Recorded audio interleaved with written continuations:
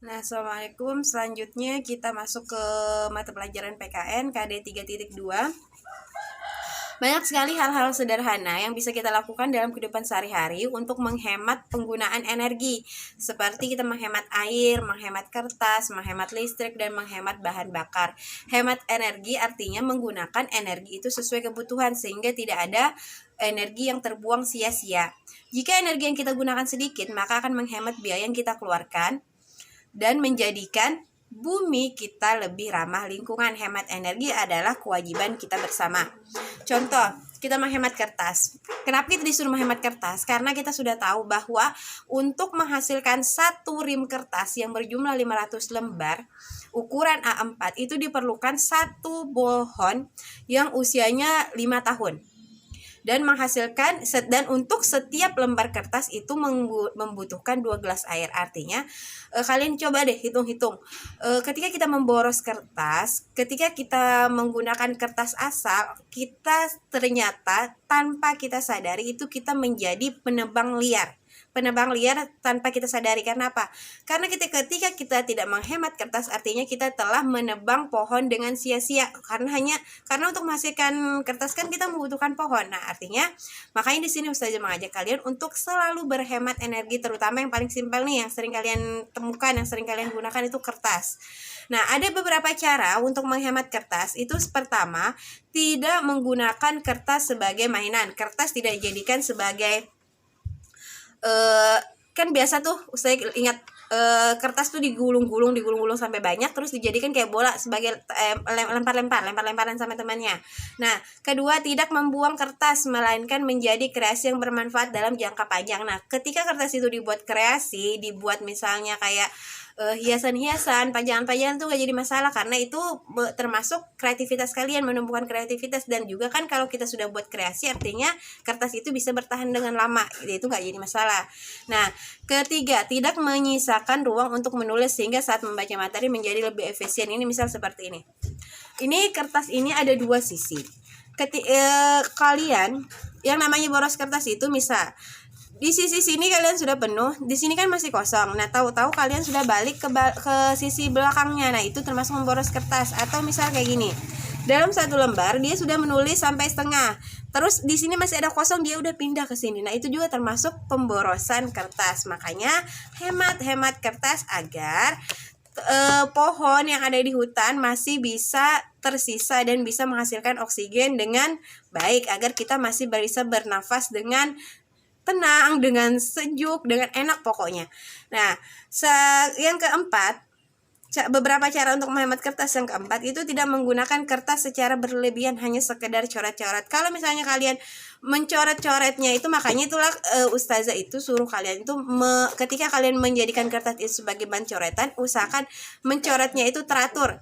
Jangan sekedar coret aja nggak jelas coretannya. Kalau misalnya kalian kertas itu jadikan coret-coretan untuk bahan hitungan, misal matematika mungkin, nah itu nggak jadi masalah karena kalian kan mau menemukan jawaban. Nah, itu nggak masalah. Yang salah itu kalau kalian asal coret-coret, tahu-tahu nanti dibuang lagi. Nah, itu kan sangat-sangat memboros kertas.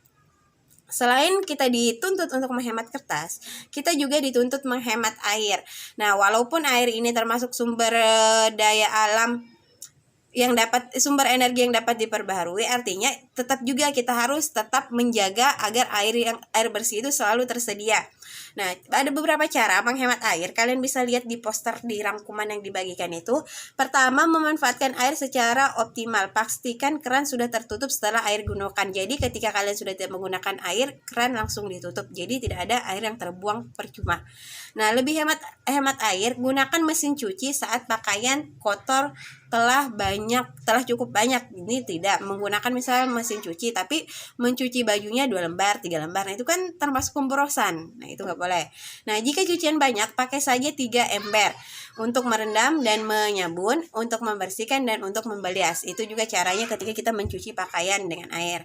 Nah, mandi berendam paling boros air juga. Mandi dengan gayung 3 kali lebih boros. Usahakan mandi dengan pancuran dan tidak berendam. Itu juga termasuk salah satu cara menghemat air. Saat gosok gigi, cuci muka atau mencukur, pastikan keran air tertutup. 1 menit air mengalir, 9 liter akan terbuang percuma. Bayangkan itu kalau kalian sepanjangan sikat gigi air itu mengalir terus. Nah, itu akan sangat pemborosan air. Nah, lebih baik juga mencuci mobil dengan lap dan ember. Mengguyur mobil 15 menit berarti beratus-ratus liter air terbuang. Kebayang? Kasihan terbuang percuma, nggak dimanfaatkan dengan sebaiknya. Nah, di situ ada poster tentang hemat energi, tetap tip perubahan iklim untuk sekolah Anda. Nah, itu ada beberapa transportasi itu misalnya kita hemat energinya seperti ini caranya. Ketika jarak yang kita tempuh itu dekat, tidak usah menggunakan motor atau mobil, cukup dengan berjalan kaki atau naik sepeda.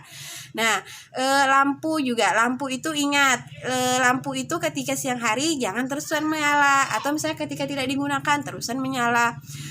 Contoh kayak AC ketika kalian menggunakan AC, usahakan tidak ada jendela yang terbuka, tidak ada pintu yang terbuka, karena itu akan memboros penggunaan AC.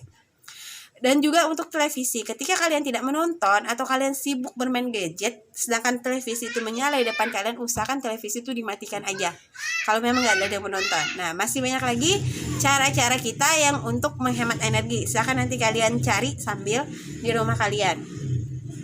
Nah, sumber energi yang terdapat di sekitar kita ada yang jumlahnya berlimpah dan ada juga yang terbatas. Kita mempunyai hak untuk menggunakan sumber energi tersebut sesuai dengan aturan yang berlaku di wilayah masing-masing. Namun, di sisi lain kita juga mempunyai kewajiban untuk menggunakannya dengan bijak. Jadi, antara hak dan kewajiban, ketika kita menuntut hak kita untuk mendapat energi, artinya kewajiban kita sudah terpenuhi. Kewajiban kita untuk berhemat. Nah, jadi selalu berhemat energi. Berhematnya untuk siapa sih? Kita berhemat energi untuk generasi selanjutnya, untuk anak cucu kita ke depannya, agar mereka tidak kehabisan energi. Nah, itu ada hak dan kewajiban sebagai warga negara, itu ada tugas. Silakan kalian baca teks tentang si Budi, sepupunya Benny, dan hubungkan dengan poster yang ada Save the Earth. Itu terlihat bumi sedang menangis, pohon-pohon rontok, asap banyak. Nah, itu pertanyaannya. Kemukakan pendapatmu tentang kebiasaan yang dilakukan oleh Benny dan hubungannya dengan poster di atas. Silakan kalian tuliskan pendapat kalian di rangkuman itu. Nanti silakan untuk pengumpulannya, silakan kumpul dalam foto dan dikirimkan ke WhatsApp pribadi. Demikian dulu untuk mata pelajaran PKN. Next kita lanjut ke mata pelajaran Bahasa Indonesia. Assalamualaikum.